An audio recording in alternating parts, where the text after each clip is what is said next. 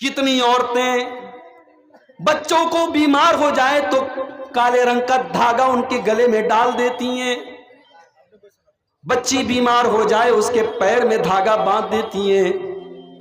کتنے مسلمان ہیں بچہ نہیں ہو رہا ہے، شادی کے 8 سال ہو گئے، اجمیر چلے جاتے ہیں، خواجہ معین الدین چشتی اجمیری کی درگاہ پہ جا کر کے ماتھا جھکا دیتے ہیں اور کہتے ہیں خواجہ صاحب ہر در پہ چلے گئے اولاد نہیں ملی، اے خواجہ صاحب آپ ہی اولاد دے دیجیے۔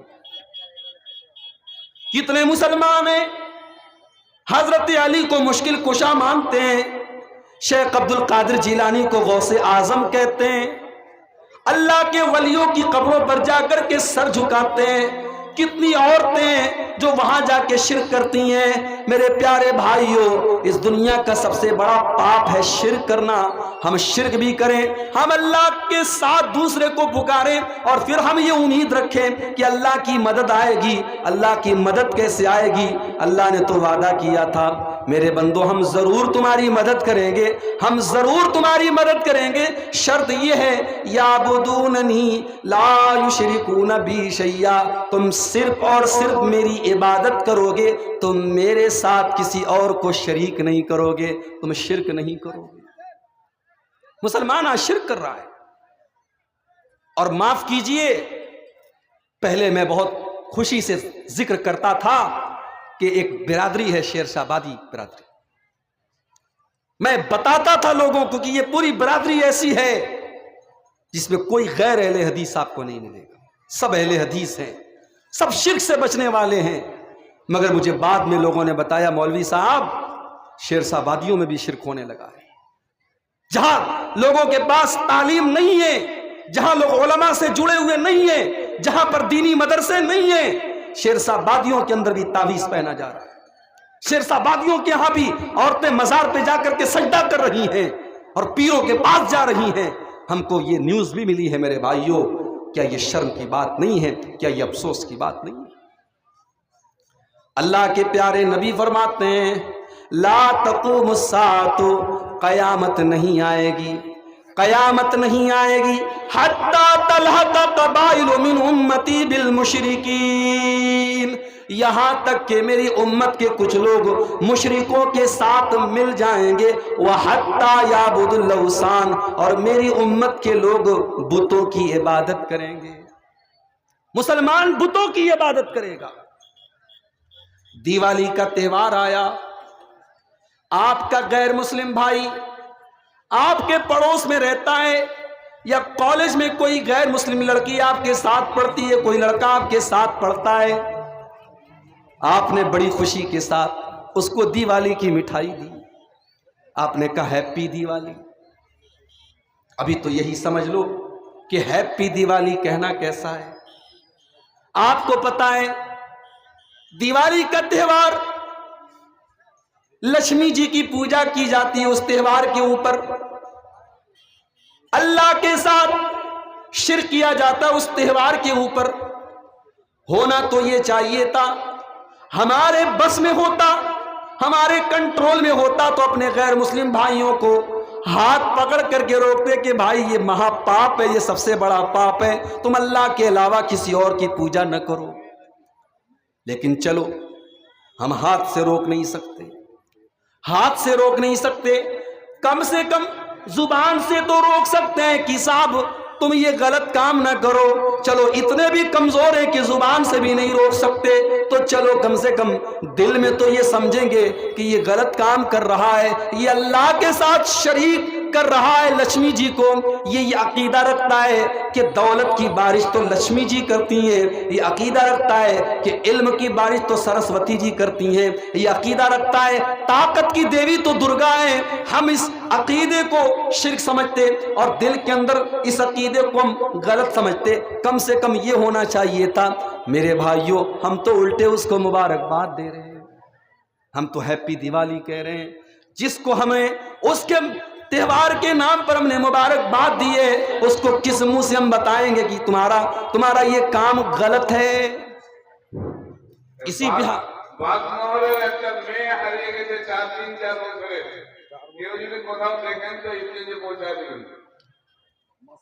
اسی بہار کے اندر 1 مہینہ بھی نہیں ہوا ہوگا، سیوان کے اندر میرا پروگرام تھا. بنارس سے سیوان جا رہا تھا، مارکیٹ سے گزرا، مسلمان کی دکان ہے، بڑا سا بینر لگائے اور بینر پہ لکھا ہوا ہے کہ دیوالی شبھ دیپاولی، آپ سبھی کے کو دیپاولی مبارک ہو اور ماں لکشمی آپ کے اوپر کرپا کرے. معاف کیجئے، یہ بینر لگانے والا کوئی غیر مسلم نہیں تھا، یہ مسلمان تھا. او لوگوں، آج تو کتنے مسلمان ایسے ہیں غیر مسلم اپنے مندر کا چڑھاوا لاتا ہے اور لا کر کے اس کو دیتا ہے اور یہ بڑے احترام کے ساتھ اس کو لے لیتا ہے اور کھا لیتا ہے. اور کتنے مسلمان تو اتنی بے شرمی سے کہتے ہیں ارے ہم تو بسم اللہ پڑھ کے سب کھا لیتے ہیں، مزار کے اوپر چڑھایا گیا سامان آئے اس کو بھی کھا لیتے ہیں، مندر کے اوپر چڑھایا گیا سامان آ جاتا ہے اس کو بھی کھا لیتے ہیں. او لوگوں، اگر بسم اللہ پڑھ کر کے سب کھایا جا سکتا ہے تو قرآن یہ کیوں کہتا ہے انما حرم علیکم المیتۃ والدم ولحم الخنزیر وما احل به لغیر اللہ. میرے بندو، تمہارے لیے مردار حرام ہے، تمہارے لیے خون حرام ہے، تمہارے لیے سور کا گوشت حرام ہے، اور تمہارے لیے وہ چیز بھی حرام ہے جس کے اوپر غیر اللہ کا نام لیا گیا ہو، جس کے اوپر اللہ کے علاوہ کسی اور کا نام لیا گیا ہو. میرے بھائی، حرام چیز بسم اللہ پڑھنے کی وجہ سے حلال نہیں ہو جائے گی. شراب کا پیالہ بسم اللہ پڑھ کے پینے سے زمزم نہیں ہو جائے گا. سور کا گوشت بسم اللہ پڑھنے کے کھانے سے بکرے کا گوشت نہیں ہو جائے گا. حرام چیز حرام ہی رہے گی. اس کے اوپر 1 بار نہیں 1,00,000 بار آپ بسم اللہ پڑھ لیجئے، وہ حرام تھی اور حرام ہے اور حرام ہی رہے گی. عقیدہ مضبوط کرو میرے بھائی، جلسے آپ نے بہت کرا لیا. عقیدہ مضبوط کرو، اپنے بچوں کی عقیدے کی حفاظت کرو، اپنے بچوں کی توحید کی حفاظت کرو. آج آپ کے بچے، آپ کی عورتیں شرک کر رہی ہیں اور آپ کو شاید خبر بھی نہیں. جانتے ہو، آج جب ہم میں سے کسی کے انتقال کا ٹائم ہوتا ہے، جب موت کا ٹائم آتا ہے، انسان اپنے بچوں کو کیا وصیت کر کے جاتا ہے؟ زمین جائیداد کی وصیت کر کے جاتا ہے، پراپرٹی کی وصیت کر کے جاتا ہے. او لوگوں، اللہ کا ایک نبی تھا، اس کا نام تھا یعقوب علیہ السلام. ان کے 12 بیٹے تھے، 12 بیٹے. حضرت یعقوب علیہ السلام کا آخری ٹائم ہے، بستر کے چاروں طرف ان کے 12 بیٹے کھڑے ہوئے ہیں اور یعقوب علیہ السلام کی موت کا ٹائم ہے اور 12 بچوں کو کیا وصیت کر کے جا رہے ہیں؟ ذرا قرآن اٹھا کر کے دیکھو. ام کنتم شہداء اذ حضر یعقوب الموت اذ قال لبنیہ ما تعبدون من بعدی قالوا نعبد الہک و الہ آبائک ابراہیم و اسماعیل و اسحاق الہ واحدا ونحن لہ مسلمون. میرے بندو، یعقوب کا آخری ٹائم ہے اور اپنے 12 بیٹوں سے حضرت یعقوب مرنے کے ٹائم یہ پوچھ کر کے جاتے ہیں، اے میرے بچوں، تم میرے بعد کس کی عبادت کرو گے؟ کس کے آگے اپنا ماتھا جھکاؤ گے؟ کس سے تم دعا کرو گے؟ کس کے نام کی تم قسم کھاؤ گے؟ آج کل یہ بھی بڑا مسئلہ ہے، عورتیں بچے کی قسم کھا لیتی ہیں، بہت سارے نوجوان لڑکے اپنی بیوی کی قسم کھا لیتے ہیں، اپنے محبوب کی قسم کھا لیتے ہیں. اللہ کے علاوہ کسی اور کی قسم کھانا بھی حرام ہے، یاد رکھیے. نہیں کھا سکتے آپ بچے کی قسم، نہیں کھا سکتے آپ بیوی کی قسم، باپ کی قسم، ماں کی قسم. قسم صرف اور صرف اللہ کی کھائی جائے.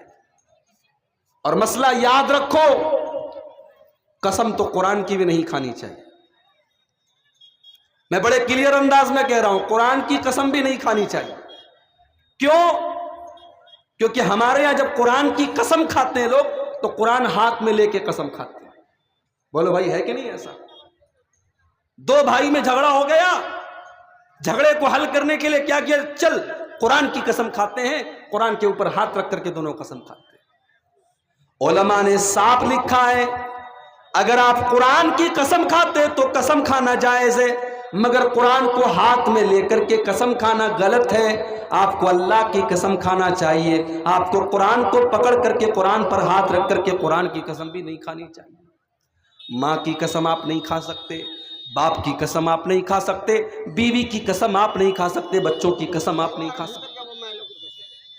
یعقوب علیہ السلام اپنے بچوں سے سوال کر رہے ہیں کہ میرے مرنے کے بعد تم کس کی عبادت کرو گے، بتاؤ۔ یعقوب علیہ السلام کے 12 بیٹے جواب دیتے ہیں، نعبد الہک و الہ آبائک، اے ابا جان ہم آپ کے رب کی عبادت کریں گے اور اپنے باپ دادا کے رب کی عبادت کریں گے، ہم ایک اللہ کی عبادت کریں گے، ہم اللہ کے ساتھ کسی کو شریک نہ کریں گے۔ کشن گنج والوں، باغ ڈوگرا ایئرپورٹ آپ کے یہاں سے قریب ہے، سلی گڑی آپ کے یہاں سے قریب ہے، دارجلنگ آپ کے یہاں سے قریب ہے۔ کبھی ایسا بھی ہوا ہوگا گرمی کا موسم ہے، آپ کا جی چاہا، آپ نے بچوں اور فیملی کو لیا اور آپ دارجلنگ کی سیر کرنے چلے گئے، سلی گڑی کی سیر کرنے چلے گئے، آپ کلکتہ کی سیر کرنے چلے گئے۔ ہم گھومنے جاتے ہیں، ہم تفریح کرنے جاتے ہیں، ہم انٹرٹینمنٹ کرنے جاتے ہیں تو اپنے بچوں کو لے کر کے جاتے ہیں، اپنی بیوی کو لے کر کے جاتے ہیں، اپنے پریوار کو لے کر کے جاتے ہیں۔ قرآن کیا کہتا ہے؟ یا ایھا الذین آمنوا قوا انفسکم واہلیکم نارا، اے ایمان والو اپنے آپ کو اور اپنے پریوار کو، اپنی فیملی کو، اپنے گھر والوں کو، اپنے بیوی بچوں کو جہنم کی آگ سے بچاؤ، جہنم کی آگ سے بچاؤ۔ کیا آپ یہ پسند کریں گے آپ کا بچہ آگ میں جل جائے اور آپ دیکھ لیں گے؟ نہیں دیکھ سکتے آپ۔ ارے آگ میں جلنا بڑی دور کی بات ہے، آپ یہاں جلسے میں بیٹھے ہیں، بچہ آپ کا روڈ پر ہے، بائک سے ٹکر لگ گئی، بچے کو ہلکی سی چوٹ آ گئی، آپ کو پتا چلے گا آپ دوڑتے بھاگتے جائیں گے، ماں کو پتا چلے گا ماں دوڑتی بھاگتی جائے گی، اس کا دوپٹہ کہیں جا رہا ہے، اس کا کپڑا کہیں جا رہا ہے، مگر وہ پہلے بچے کی چنتا کرے گی، بچے کی فکر کرے گی۔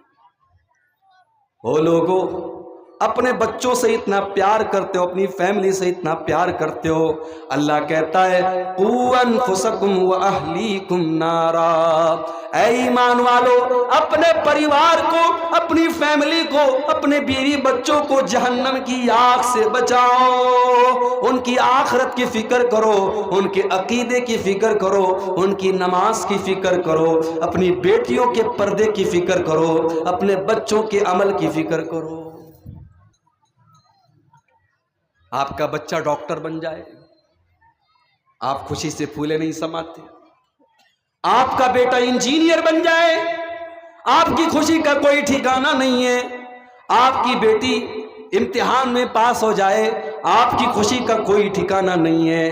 میرے پیارے ساتھیوں، جب اپنے بچوں کی دنیا میں کامیابی پر ہم خوش ہو جاتے ہیں، سوچو کل اللہ کی بارگاہ میں جب اللہ ہم سے یہ کہے گا عبدالغفار صاحب آپ تو جنت میں جائیں گے، آپ کی بیوی بھی جنت میں جائے گی، آپ کا بیٹا بھی جنت میں جائے گا، آپ کی بیٹی بھی جنت میں جائے گی، آپ کے بچوں کا نام لے کر جب اللہ کے فرشتے اعلان کریں گے کہ وہ سب کے سب جنت میں جائیں گے، آپ کتنے خوش ہو جائیں گے۔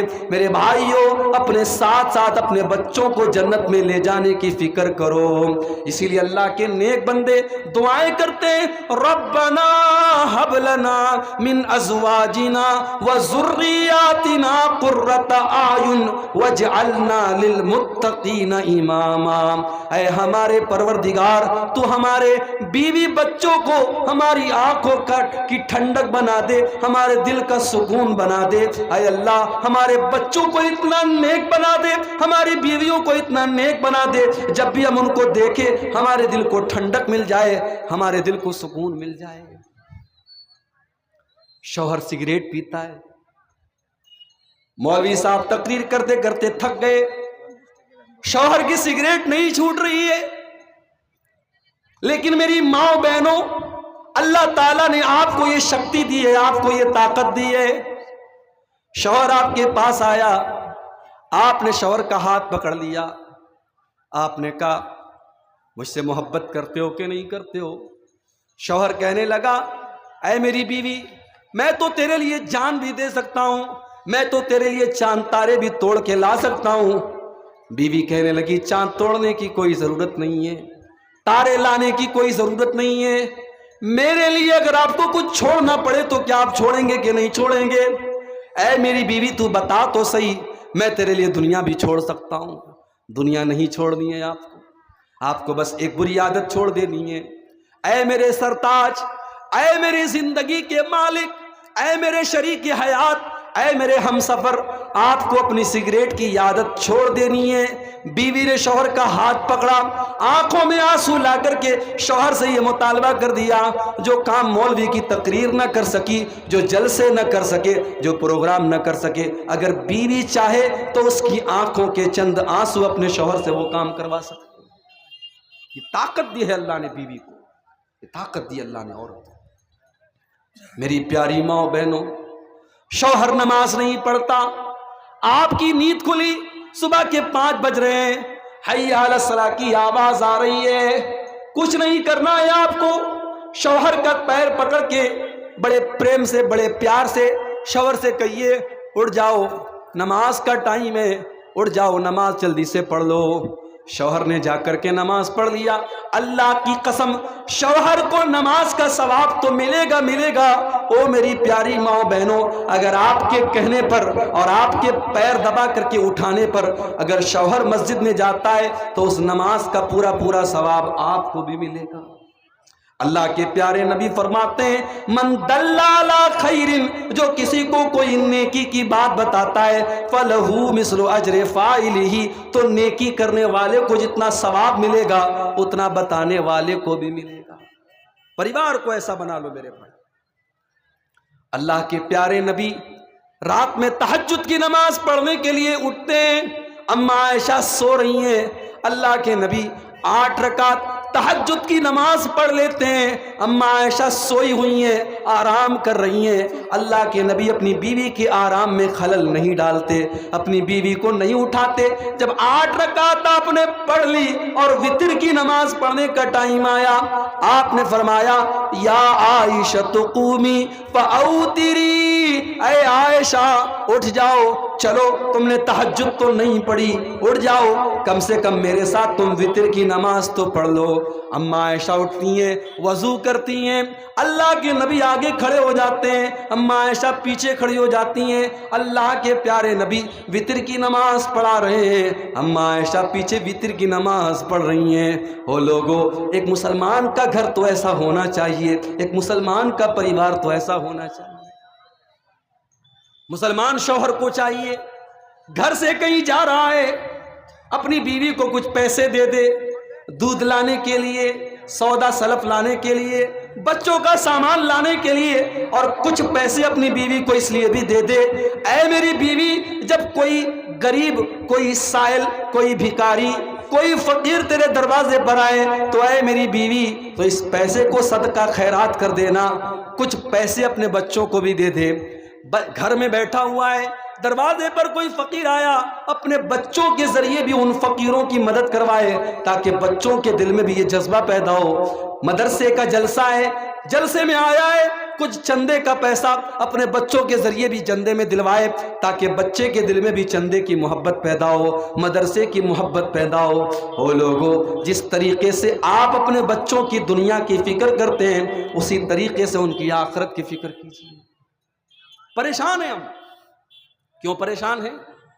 کیونکہ ہم اور آپ اللہ کے دین سے دور ہو چکے ہیں، توحید سے دور ہو چکے ہیں۔ ہم نے قرآن کو لپیٹ کر کے رکھ دیا ہے، موبائل کے اوپر کوئی ایک میسج آ جاتا ہے ہم بے چین ہو جاتے ہیں، جب تک واٹس ایپ کھول کر کے چیک نہ کر لیں ہمیں چین نہیں ملتا۔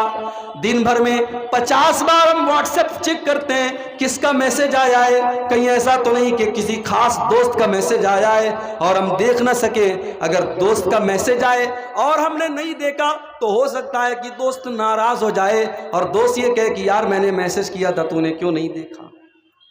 دوست کا میسج آئے، آپ میرے بڑے خاص دوست ہیں، میں نے آپ کو میسج کیا، آپ نے موبائل پر میسج چیک کیا، میرا میسج آپ نے نہیں دیکھا، میں ناراض ہو جاؤں گا کہ نہیں ہو جاؤں گا؟ او لوگو، یہ قرآن بھی تو اللہ کا میسج ہے، یہ قرآن بھی اللہ کا میسج ہے، یہ اللہ کا سندیش ہے، یہ آپ کو ملا ہے۔ یہ قرآن چون کر کے رکھنے کے لیے تو نہیں ملا ہے، یہ قرآن الماری میں لپیٹ کر کے رکھنے کے لیے تو نہیں ملا ہے، یہ قرآن تو پڑھنے کے لیے ملا ہے۔ وَلَقَدْ يَسَّرْنَا الْقُرْآنَ لِلذِّكْرِ فَهَلْ مِن مُدَّكِرٍ۔ چلا تھا ایک انسان قرآن کو بدلنے کے لیے، بیچارے کا نام ہی بدل گیا، جتیندر سنگھ تیاگی۔ اللہ تعالیٰ جب دل پر مہر لگاتا ہے تو انسان کہاں پہنچ جاتا ہے میرے بھائی۔ قرآن کو بدلنے کے لیے اور قرآن کے اندر سے 26 آیتوں کو نکالنے کے لیے ایک منحوس انسان کھڑا ہوا تھا۔ اللہ نے کہا تو میرے قرآن کو بدلے گا؟ میرے قرآن کو ساری دنیا کے لوگ مل کر کے بھی بدل نہیں سکتے۔ لو انزلنا انا نحن نزلنا الذکر وانا لہ لحافظون، اس قرآن کو ہم نے اتارا ہے اور اس قرآن کی حفاظت ہم کریں گے۔ ساری دنیا میں جتنی قرآن کی کاپی ہے ساری کاپیوں کو جلا دیا جائے اور قرآن کے سارے نسخوں کو ختم کر دیا جائے، 6 سال کا بچہ اٹھے گا، 8 سال کا بچہ اٹھے گا، الحمدللہ رب العالمین سے لے کر کے من الجنت والناس تک پھر پھر پورا قرآن سنا دے گا۔ وہ لوگوں، اس قرآن کو اللہ نے سینوں میں بچا لیا ہے، اس قرآن کی حفاظت اللہ نے بچوں کے ذریعے لے لی ہے۔ اس قرآن کو مٹایا نہیں جا سکتا، اس قرآن کو بدلا نہیں جا سکتا۔ وَلَقَدْ يَسَّرْنَا الْقُرْآنَ لِلذِّكْرِ، ہم نے آسان بنایا اس قرآن کو یاد کرنے کے لیے، ہم نے آسان بنایا اس قرآن کو سمجھنے کے لیے، ہم نے آسان بنایا اس قرآن کو سیکھنے کے لیے۔ میں آپ سے یہ نہیں کہتا آپ حافظ قرآن ہی بن جائیں، ضروری نہیں ہے، لیکن ہاں میری ماں بہنوں، آپ کے 4 بچے ہیں، کسی بچے کو اگر آپ نے ڈاکٹر بنانے کا سپنا دیکھا ہے، کسی بچے کو آپ نے انجینئر بنانے کا سپنا دیکھا ہے، کسی بچے کو سرکاری ٹیچر بنانے کا آپ نے سپنا دیکھا ہے، او میرے بھائیوں، او میری ماں بہنوں، کسی ایک بچے کو قرآن کا عالم بھی بنانا، کسی ایک بچے کو قرآن کا حافظ بھی بنانا، ہو سکتا ہے تمہاری نظر میں ڈاکٹر صاحب کی اہمیت زیادہ ہے، ماسٹر صاحب کی اہمیت زیادہ ہے، انجینئر صاحب کی اہمیت زیادہ ہے، مگر اللہ کی نظر میں، اس کے نبی کی نظر میں قرآن کے پڑھنے پڑھانے والے کی اہمیت زیادہ ہے۔ اللہ کے پیارے نبی فرماتے ہیں خیرکم من تعلم القرآن وعلمہ، سب سے بہترین انسان وہ ہے جو قرآن کو سیکھتا ہے اور سکھاتا ہے، قرآن کو پڑھتا ہے اور پڑھاتا ہے۔ کسی ایک بچے کو قرآن کا حافظ بنا۔